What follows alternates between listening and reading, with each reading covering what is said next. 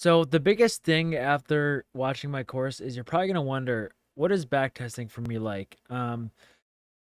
Backtesting for me is not something I typically do regarding how I trade specifically, because a big way in how I trade is I look for really obvious liquidity pools, and it kind of takes me some time to wait for those to form. So because of that, it's very hard for me to backtest because I don't want to spend all my time trying to find a bias for one play that's going to take 15 minutes on backtesting. And especially with the backtesting like sites that have the instant candles, I don't think those help you too much, because if you can skip instantly live time, it's going to be way different than when you're trading in live time. So for how I trade, I don't really like backtesting.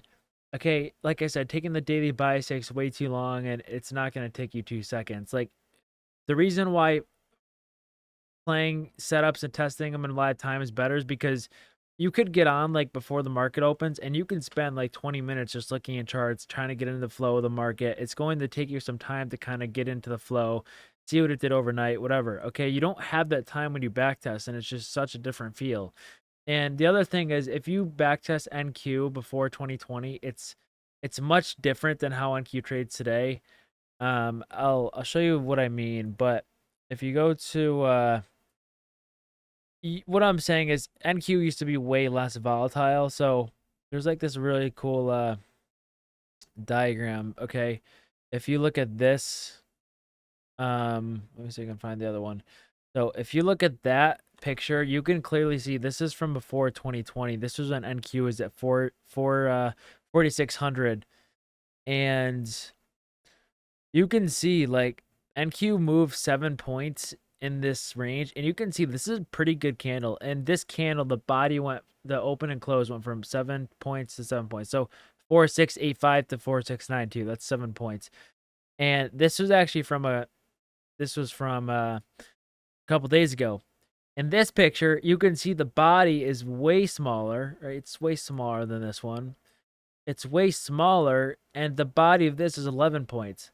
Right, that just it shows how much more volatile NQ is today, and it just shows the inaccuracy. If you backtest before 2020, a lot of times what will happen is it wasn't as clean, meaning we would close under and above bearish and bullish for rally gaps. So it wasn't as clean as the one today. And if you do backtest, I would probably try to backtest before 20 or after 2020. Okay, you can backtest before, but I think ES used to be better, so maybe try ES. But again, it's very hard unless you're doing it mechanically. So that brings me to my next point. If you are going to backtest an inversion strategy, like maybe take London high, look for first inversion, whatever, and see if it's profitable. Okay, those are the only ones you should be backtesting on, like FX replay, which by the way, use code Dodgy for Dodgy15 for discount. But on FX replay, those are the only strategies you should be backtesting, the ones that are fully mechanical. But finding the daily bias, being in flow of the market, being in flow of the news, it's going to take you so long to just get one play in if you backtest like that, and it's so hard for me to do. So what I recommend is forward testing. Obviously, buy a few Apex accounts when they're on sale. Play in the same account using a couple micros for like 3 months and see what kind of data you get within 3 months. Okay, 3 months isn't too long, but even like 1 or 2 months, I've found really good strategies just seeing their success rate in a month. And usually it's a sample size, so usually to adjust. And if it's kind of similar to, okay, if it can do this for a month, it can you do this for a year.